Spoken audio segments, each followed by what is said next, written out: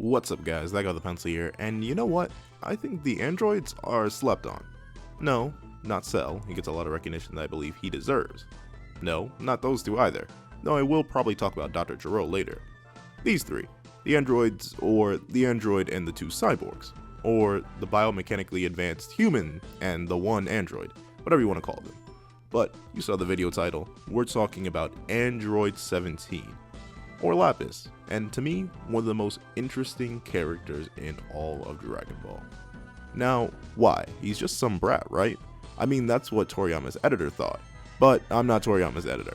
I'm a person who sees a really interesting, albeit very subtle character arc that 17 has that is not really seen anywhere else in Dragon Ball.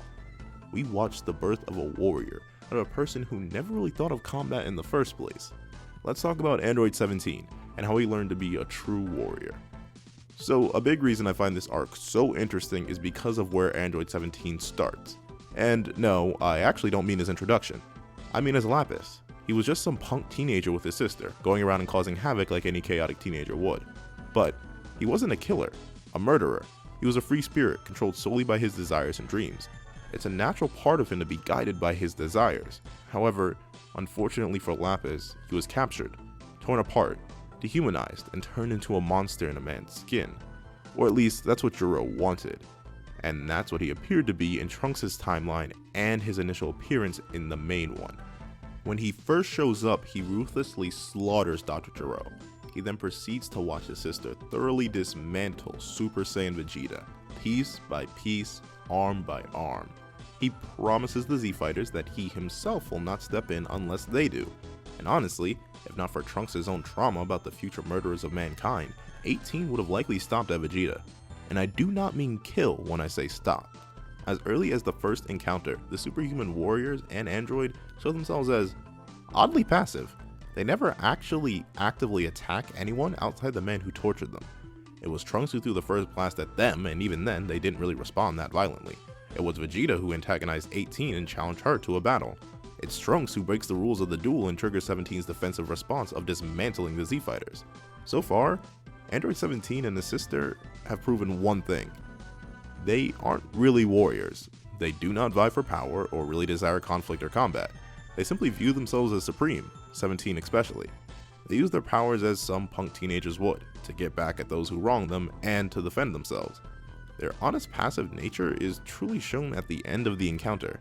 Despite all the Z-Fighters being down for the count, and all in the range where Saiyan Saga Vegeta and Frieza would have executed them all on the spot, the androids just leave them there. No one is even in truly critical condition except for maybe Vegeta. 18 even gives Krillin, the only warrior who even remotely obeyed 17's orders of non-interference, a kiss instead of a sucker punch. What's very important about this is that 17 himself doesn't even hit Krillin.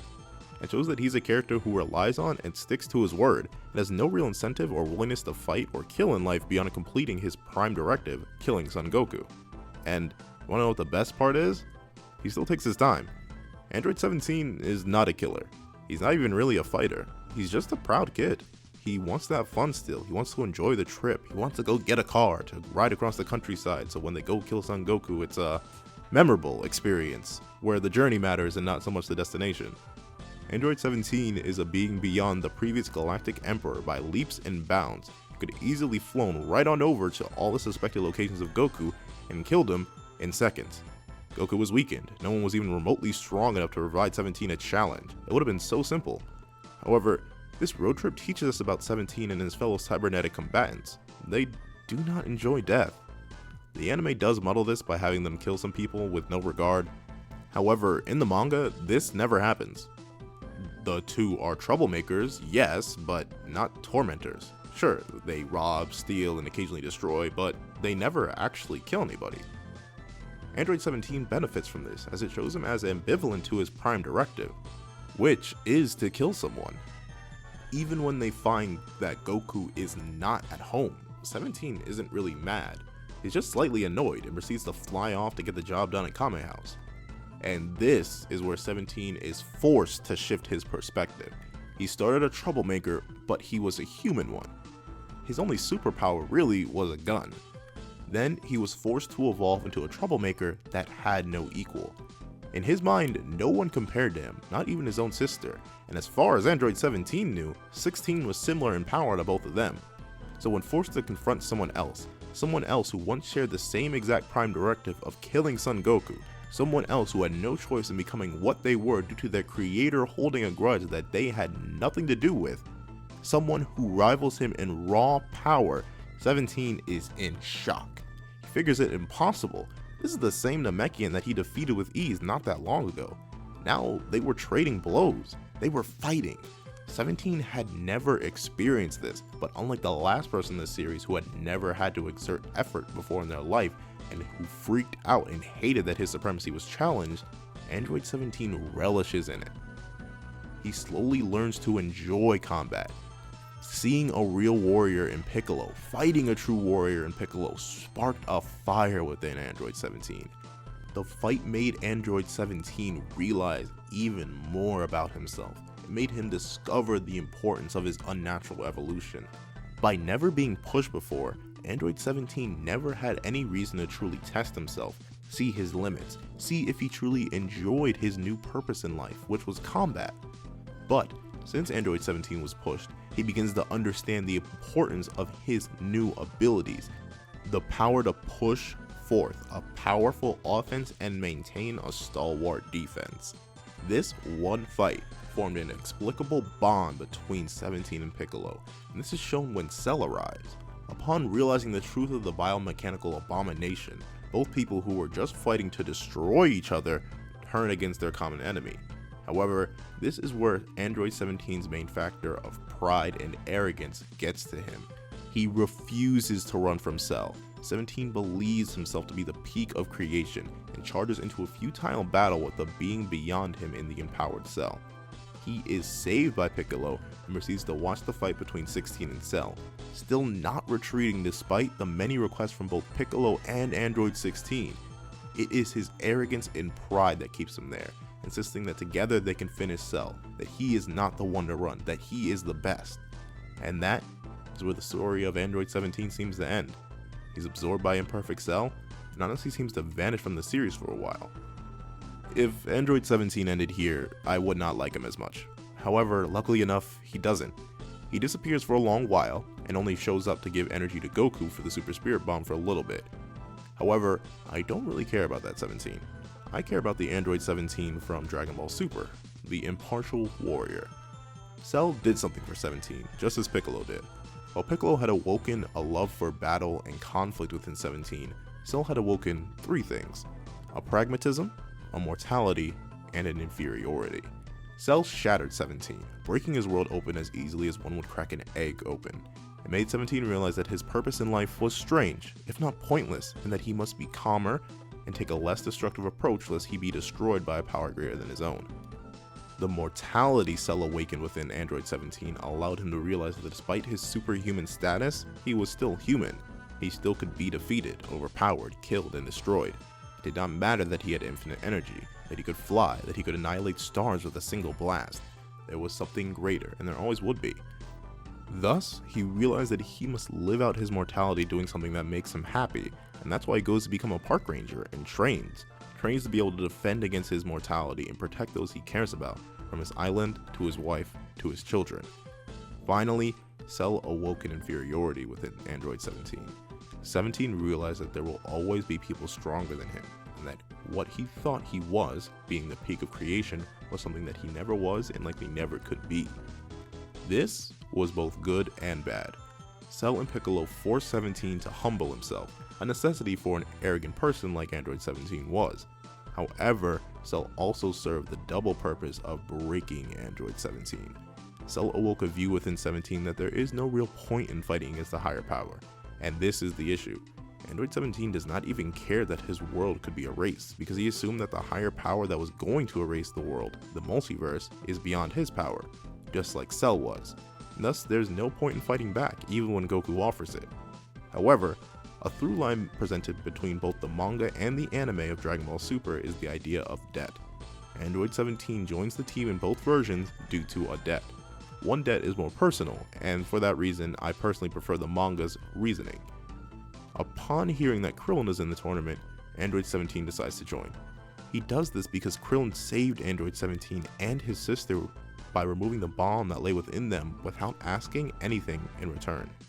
After all of what 17 had done to Krillin and his friends, he believed that he owed his brother-in-law one, and he goes to pay back that favor by joining the tournament. In the anime, it's a debt to Goku, but a debt nonetheless, and it highlights another favorable part of 17's character. He holds to his word and is a very honorable person.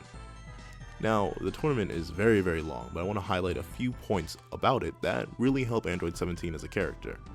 So, what I must highlight is how 17 has changed. He no longer lets himself fall to his arrogance, never letting his opponent catch him off guard. This is shown explicitly in the fight with Toppo. He's always being strategic, he's always moving around, he's keeping his shield up, he's protecting people, he's making sure that he's never caught lacking again, because that's exactly what Cell did to him, and he does not want that to happen anymore.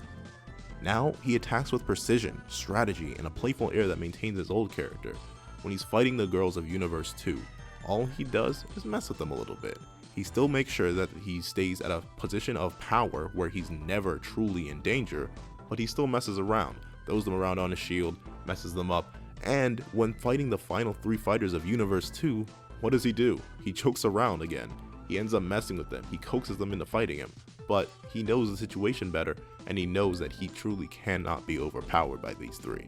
So he's enjoying himself, he's enjoying the fun, he's enjoying the combat, and that's so amazing to see from a character who once never even cared about it. And the last thing I need to praise for is 17's care. Android 17 used to care about nothing but himself and his sister and Android 16. That's all he had. But as you can see by how hard he fights, how hard he goes, how deep he's willing to go for the people of the multiverse, by fighting against beings so far beyond him. He fights against Annie Raza and ends up defeating him. He fights against a god of destruction in Toppo and ends up holding him off. He ends up fighting against Jiren, a being who stands above the gods of destruction in the entire multiverse. But he does it because he cares. He does it because he loves it. He does it because he is now a true warrior. Android 17 went from a selfish teenager who cared nothing for anything but himself and his friends, to a young man who was warped and altered by a vengeful monster who believed he was the peak of creation, to a man who, through renewed human connection with his fellow warriors, realized that he was there, that he was always the one to provide hope, and that there would always be hope to be provided, and that there was always a reason to fight, even against the power beyond him. Android 17 is seriously one of my favorite characters in all Dragon Ball. It was not until Dragon Ball Super that I even noticed the stellar arc that he had all the way back in the Android saga, and I'm glad that I can see it now. Android 17 grew so much over time, and the way he's the reason for the salvation of the multiverse is so amazing for me. Lapis, Android 17, Biomechanical Warrior, you truly are a real fighter. Hey, what's up? So, that was my character analysis on Android 17. I really enjoyed making this video. I love breaking down certain characters. I do want to break down a lot more Dragon Ball characters, because despite what a lot of people think about this series and how it's all nothing about fighting, no, there are really great character moments within it, great character arcs, some that have laid the foundation for arcs all across fiction, because Dragon Ball is that influential. So, that was Android 17. If you guys have any suggestions for characters you want me to break down in the future, or anything you want me to break down in the future, please drop it in the comment section down below. For next week, I'm not exactly sure what I'm going to be breaking down. I'll see about it. I'm thinking about doing something a little bit fun, but we'll see. Thank you guys so much for watching. Please make sure to like, share, comment, and subscribe. And I hope you guys have a wonderful day. This is That Guy with a Pencil, writing off.